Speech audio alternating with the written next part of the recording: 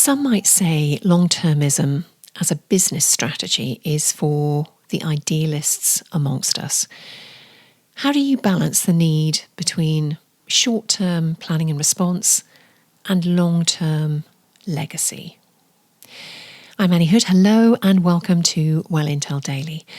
This is the podcast that joins the dots on wellbeing perspective and everyday relevance.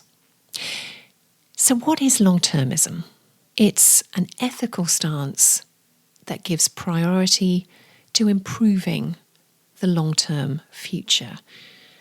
And the key argument for long-termism is that future people matter morally just as much as people alive today.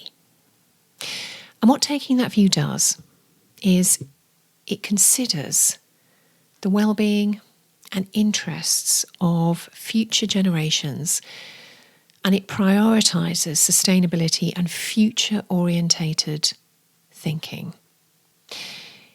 It is regarded as a rational and responsible perspective, but it also faces and comes with a fair amount of controversies and challenges. So I'm going to share a few reasons why long-termism is viewed by some as a prickly concept to hold close, but also why it's slowly but surely coming to the fore.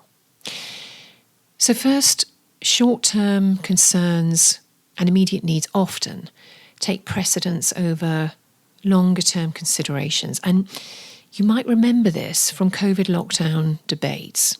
Some would say preventing deaths now at all costs is all that matters. Others were saying, hang on, what about the long-term impact? Is a life now more valuable than a life in 3 years amidst economic damage, mental health issues, isolation? Second, uncertainty. Some would argue that the uncertainty around the future diminishes not just the importance, but the feasibility of long-term planning. And that can create a bias against longer-term considerations. It's instinctively less appealing. There's no instant gratification in a world that values still such immediate returns. And we circle back to the top, to the morals and ethics of long-termism.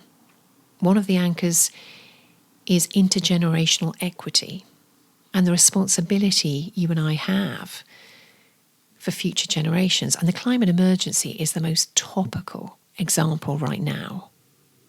Those are some of the challenges, but at the same time, there's a rapidly growing recognition of the need for long-term thinking and action, no matter how uncomfortable that feels. And what we're talking about here is a transformational shift. It's another perspective of it, but it's that move from short-term thinking to long-term planning. And it's about people first, it's about social justice, and it's about honouring equality and equitability at the heart of now and the future. Tomorrow, slightly on the back of this, I'm asking and exploring whether global priorities are creating a new world order and what that means for business and for you and I. Do share, please follow, review, and of course, be well.